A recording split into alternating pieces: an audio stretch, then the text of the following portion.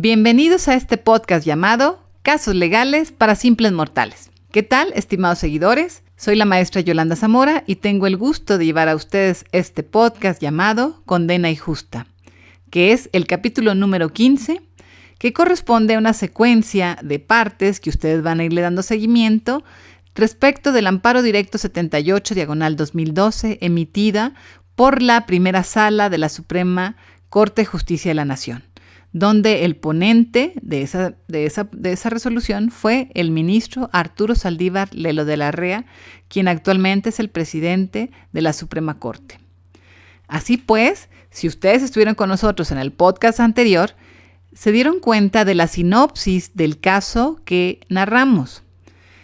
Y nos quedamos en una parte muy interesante, que es cuando encuentran indicios en relación a quién podía ser la persona probable que cometió el hecho delictivo de un homicidio de una menor de 16 años, a quien nosotros le llamamos Isabel. Así pues, en este podcast vamos a darle seguimiento a ese caso y la continuación, para que sepan ustedes cómo es que surgió toda la investigación y cómo es que llega hasta una resolución. Y que esta resolución viene a ser muy importante porque es la que posteriormente la Corte recibe, analiza y resuelve en definitiva. Por lo tanto, vamos a dar seguimiento, pues, donde nos quedamos en el podcast anterior, cuando les señalaba que estaban analizando el Ministerio Público y que realizaron una investigación que se llamó una diligencia de rastreo olfativo utilizando a 2 perros y que encontraron además, mediante la aplicación de luminol en un pasillo, posibles muestras irregulares que los llevaban hacia el salón de usos múltiples de la escuela donde estudiaba la menor víctima, y que en ese salón de usos múltiples fue donde se encontró el cuerpo sin vida de la menor Isabel. Así pues, vamos a ver cómo es que giró esa investigación en torno a una persona probable responsable de esos hechos. Como les decía, lo único que a ellos les dio esa pauta de señalar fue que los perros siguieron su olfato, desde luego rastrearon y llegaron a la casa de los sacerdotes, que se encontraba contigua a la escuela, pero lo único que los comunicaba era un pasillo.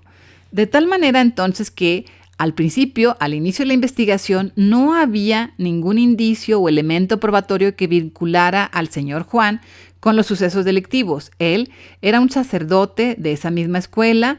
y él era director de una de las áreas. Sin embargo, él nunca había sido relacionado con los hechos delictivos, sino hasta después de esa diligencia de rastreo olfativo.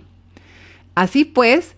se siguió la investigación y a partir de ese momento inician nuevas investigaciones, además de las que ya se habían hecho. Entre ellas se recabó un dictamen en materia de genética forense, que esta fue elaborada inclusive por la Procuraduría General de Justicia del DF, anterior Distrito Federal, pero no se encontró ninguna correspondencia alguna con las muestras recabadas en la víctima y en el salón de usos múltiples. Además, hubo un dictamen en materia de genética forense elaborada por la misma Procuraduría General de Justicia del DF respecto de las muestras unguiales de la víctima. Pero se determinó que estas muestras de rastreo hemática, es decir, de sangre localizada en la casa de los sacerdotes, eran insuficientes para llevar a cabo un análisis adecuado. Además, también otra muestra de genética respecto de distintos alumnos que estaban ese día en la escuela también se encontró que no había ninguna correspondencia.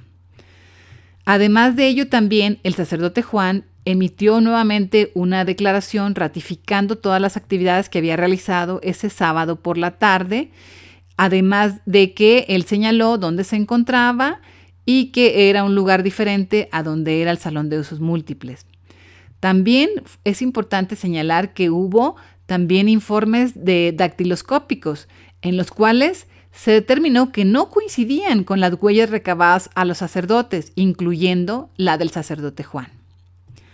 Así pues, se siguieron todas esas investigaciones. Sin embargo, cabe hacer mención que aun y cuando se llevó a cabo también un dictamen en química forense llevado a cabo por la Procuraduría General de la República, vean aquí, esta ya es una intervención de la Procuraduría Federal Aun y cuando los hechos ocurrieron en San Luis Potosí, correspondía conocer a una procuraduría local. Sin embargo, este asunto tuvo tanta trascendencia que pidieron apoyo y colaboración a otras procuradurías generales de justicia, como la de la República, que es una dependencia federal, así como la de la Procuraduría del DF.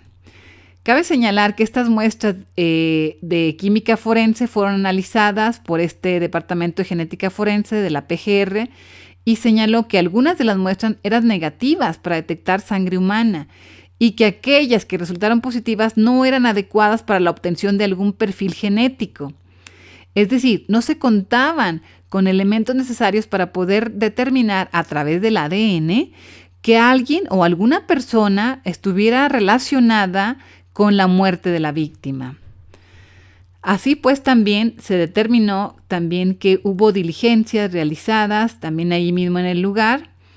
e inclusive se determinó un dictamen de perfil criminal en el cual se señalaba que el victimario era zurdo o ambidiestro,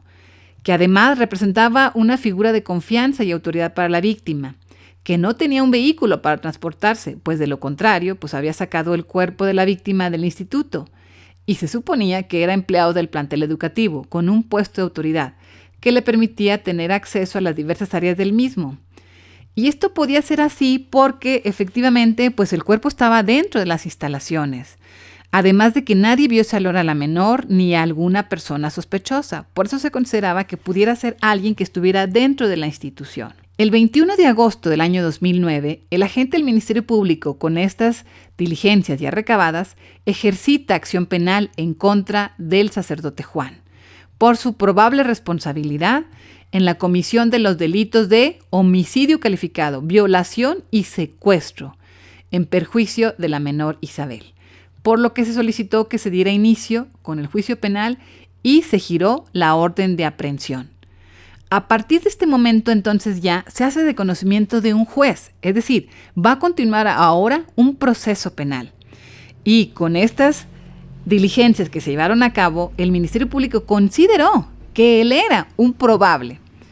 Fíjense, apenas es probable, no era un responsable definitivo aún, plenamente. Sin embargo, ya este asunto llega ante el juez sexto de lo penal de la ciudad de San Luis Potosí. Y a partir de este momento inicia todo el procedimiento. El 10 de octubre de ese mismo año, la juez de la causa decreta un auto de formal prisión en contra del sacerdote Juan, por los delitos, como habíamos dicho, de homicidio calificado y violación. En contra de lo anterior, el secuestro no procedió. Claro, el inculpado promovió recurso de apelación, que se va a una segunda instancia, pero fue resuelto hasta el 9 de marzo del año 2010 por la segunda sala del Supremo Tribunal de Justicia de San Luis Potosí, que confirmó el auto de formal prisión en todos sus términos, es decir, que determinó que sí debería seguir un procedimiento penal. Durante la secuela procesal se desahogaron diversos elementos probatorios, es decir, ahora sí en el procedimiento penal se llevaron a cabo estudios de personalidad y valoración psicológica del sacerdote Juan. Además, diversas personas declararon en su favor, tanto la guardia de seguridad, las empleadas domésticas de la casa, los mismos alumnos, que dijeron haber visto una persona extraña que portaba una chamarra negra cerca del salón de usos múltiples. Alumnos en que dijeron que habían visto a la menor. Además de ello, y habiendo llevado a cabo todo este tipo de pruebas, se llevó a cabo todo este procedimiento penal desde el año 2009, como lo estamos señalando, es decir, ya habían transcurrido 2 años a partir de la muerte de la menor, hasta que el 18 de agosto del año 2011 se cierra el caso, se cierra el periodo de pruebas. Y así es como el 22 de noviembre del año 2011, esta juez sexta de lo penal dicta sentencia condenatoria y se determina que se configuraron los delitos de violación y de homicidio calificado, con las agravantes de alevosía, ventaja y traición. Esta sentencia únicamente fue dictada bajo la prueba circunstancial o indiciaria, es decir, que únicamente se hace cargo, aun y cuando es una sentencia definitiva, en primera instancia, únicamente basada en pruebas de circunstancias o en pruebas basadas en indicios que no llegan a conformar prueba plena o definitiva. Así, se le impuso una pena de prisión de 33 años y 6 meses. Inconforme con esta resolución, el sacerdote Juan interpone un recurso de apelación en contra de esta sentencia emitida por la primera juez que conoció el caso, y este fue presentado el día 9 de febrero del año 2012. Así es como este asunto llega hasta una segunda instancia, se dicta una sentencia o se confirma más bien la sentencia en los mismos 33 años, 6 meses. Por lo tanto, es aquí donde se acreditaba el delito de homicidio calificado con las 3 agravantes que hemos señalado, que además de que se señaló que aun y cuando no se habían encontrado presencia de espermatozoides o fluidos seminales, también se le condenó por el delito de violación. Esto solamente fue en base a una prueba circunstancial, partió en base de indicios, en principio de que la víctima y el victimario eran miembros de una misma institución, él como director del área de primaria y ella como alumna del bachillerato, que fue vista la menor entre las 1:55 y las 2:01 en las escalinatas del mismo instituto, que se encuentran conectadas por un pasillo o al pasillo principal. Que la guardia de seguridad vio a la víctima dirigirse, según dijo, hasta un año después, parada frente a la puerta de la casa de los sacerdotes. Aun y cuando este testimonio no se corroboró porque en un primer momento ella había dado otra declaración y un año después la cambió, donde dijo que la había visto cerca de la casa de los sacerdotes, también se tomó en cuenta. Además, también se tomó en cuenta que la menor acudió a esa escuela y no regresó a su domicilio. Que además de ello, el sacerdote era la única persona que se encontraba en esa casa entre las 2:20 en adelante. Y que la última vez que se le fue vista con vida a la menor, no salió ella del plantel, sino que estaba dentro. Que además ella fue encontrada sin vida hasta el lunes 22 de octubre del 2007 en el Salón de Usos Múltiples del instituto. Estos elementos entonces fueron relevantes para que se le condenara al sacerdote Juan con esta pena de prisión. Cabe señalar que este caso fue relevante porque, como lo hemos señalado, se basó en indicios o en sospechas relacionado también con la prueba de olfateo canino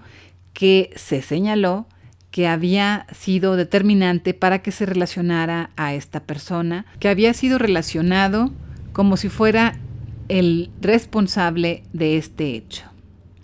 Además de que también influyó el hecho de que el cuerpo de la víctima no fue sacado del instituto y que además de ello, apareció ahí, es decir, que la persona nunca salió de la escuela, aun y cuando el mismo sacerdote había dicho que durante la tarde del sábado, inclusive él había estado con otras personas y había celebrado hasta una misa. Aún así, se determinó su plena responsabilidad por parte también de la segunda instancia. Es decir, esto quiere decir que una jueza, en principio, condena y luego sus superiores, los magistrados, confirman la resolución que dio esa jueza. Aun y cuando, como les he comentado al principio, no había prueba científica que relacionara el hecho de que se hubieran encontrado, por ejemplo, huellas dactilares o huellas de ADN en relación a la agresión que sufrió la menor. No, solamente eran indicios, únicamente relacionados con el hecho de que había esas manchas de sangre, que inclusive no había correspondencia también, como lo he mencionado, y aún con eso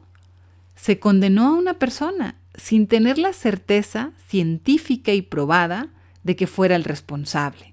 como por ejemplo a través del líquido seminal que se hubiera comparado, y no fue así, no existía una prueba como tal. Inconforme con esta resolución de segunda instancia, entonces, el quejoso y que fue condenado a esa pena promovió un amparo directo, es decir, ahora se va a una instancia federal mediante a un tribunal colegiado que existen en todos los estados y que dependen de la Suprema Corte de Justicia de la Nación. Este amparo directo fue presentado el 17 de abril del año 2012.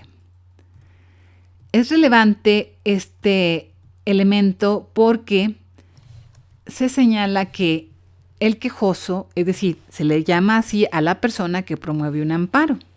ante una instancia federal. Ahora el asunto va a ser conocido no por una instancia local, sino ahora llega hasta el ámbito federal. Y él señalaba, claro, a través de sus abogados, que se le dio valor a la inspección ministerial que se realizó en la Casa de los Sacerdotes desde el año 2008, mediante el empleo de los elementos caninos, pues los mismos no se encontraban debidamente entrenados, al haberse puesto nerviosos en lugares donde no hubo reacción alguna de luminol, sin que pueda afirmarse que el quejoso actuó de forma extraña al haber activado los desodorantes ambientales, pues del acta de la diligencia se advierte que él no estuvo presente en la misma. En cuanto a la aplicación de luminol, tal prueba se realizó sin seguir los procedimientos adecuados, por lo que no existe ningún pronunciamiento concluyente de que las manchas que se localizaron en la casa de los sacerdotes sean de sangre humana. Es decir, pudieron haber sido de otra cosa. También señala que no debió concederle valor probatorio a una tercera declaración rendida por la Guardia de Seguridad, pues la rindió más de un año después de que habían transcurrido los hechos, y se le dio un valor legal, aun y cuando se debe atender primero a las declaraciones que se vierten desde un primer momento. Así también se determinó que no existía una prueba contundente para establecer el lugar donde se cometió la acción delictiva, pues solamente se podía saber que los hechos ocurrieron en algún área del instituto. Estos elementos fueron los que el quejoso interpuso. Cabe hacer el señalamiento de que estos tribunales colegiados conocen de estos casos a nivel de los estados. Sin embargo, este caso fue atraído por la Suprema Corte de Justicia de la Nación, ya que en fecha 13 de junio del año 2012, en la Oficina de Certificación Judicial y Correspondencia de la Suprema Corte de Justicia de la Nación, el quejoso, el sacerdote Juan, solicitó a la Suprema Corte que atrajera su caso y que le diera entrada para su análisis. Por lo tanto, en un primer momento fue recibida por la ministra Olga Sánchez Cordero el día 5 de julio del año 2012. Pero en fecha 19 de septiembre del 2012 se determinó que conociera la primera sala de la Suprema Corte de Justicia de la Nación y se procedió a que efectivamente ahora la Corte iba a conocer de este caso. Por lo tanto, el día 2 de enero del año 2013 fue analizado y estudiado por el ministro Arturo Saldívar Lelo de la Rea, quien al entrar al análisis de todas las constancias y de todo el expediente que le fue enviado, él logró determinar varios puntos en los cuales se determinaba en principio que la prueba indiciaria o circunstancial no debe ser suficiente para emitir una condena en contra de una persona, ya que se tiene que actuar a partir de hechos probados, corroborados, no solamente un hecho presunto, un hecho probable, no, sino que además esta prueba indiciaria o circunstancial puede ser supletoria, es decir, no solamente que se utilice como lo definitivo, sino que esté soportado con otros elementos convincentes y que pueda ser empleado eficazmente. Que no se puede sostener la responsabilidad de una persona a través de prueba indiciaria o circunstancial, porque esto debería estar soportado y además es contrario al principio de presunción de inocencia. Así pues, se señaló además que en relación a los indicios, dice que deberían estar acreditados mediante pruebas directas. Deben de ser plurales, es decir, muchas, y que además no deben ser indicios aislados y deben estar interrelacionados entre sí. También la Corte hizo un análisis efectivamente en relación a la responsabilidad de la persona, señalando que no existía una corroboración o una verificación de su responsabilidad. Por lo tanto, se determinaba que él no era responsable y se le concede el amparo y protección de la justicia federal. En este sentido, cabe señalar que la Corte realiza esta resolución el 21 de agosto del año 2013, concediéndole al quejoso o al sacerdote Juan en este caso la protección más amplia y quedando en absoluta libertad. A partir de este momento, él fue absuelto y se determinó que no fue quien cometió el delito. Se le determinó que era un amparo liso y llano, total, en el sentido de que el material probatorio no resultó apto para demostrar que él fue el responsable de los delitos que dieron origen a este asunto. Por ello, este podcast se ha denominado Condena Injusta, porque si ustedes lograron observar en una primera instancia en un juzgado local y en una segunda instancia en un tribunal superior integrado por magistrados, se confirmó una resolución condenatoria. Sin embargo, es hasta que la Suprema Corte de Justicia, a través de la primera sala que conoce de asuntos penales, determina conceder el amparo en su protección más amplia hacia el quejoso. Y esto lo que provoca es que él fue totalmente absuelto de esos cargos y además obtiene la libertad. Si tomamos en cuenta la fecha en que inició su procedimiento, que fue a partir del año 2009 hasta que concluye en el año 2013, prácticamente son 4 años que él pasó detenido siendo inocente. Por lo tanto, concluimos este podcast número 15 denominado Condena Injusta. Les pido por favor que le den like si ha sido de su agrado y si es de utilidad que también nos ayuden a compartirlo, porque este podcast es para ustedes. Les agradezco y los espero en el siguiente podcast llamado Casos Legales para Simples Mortales.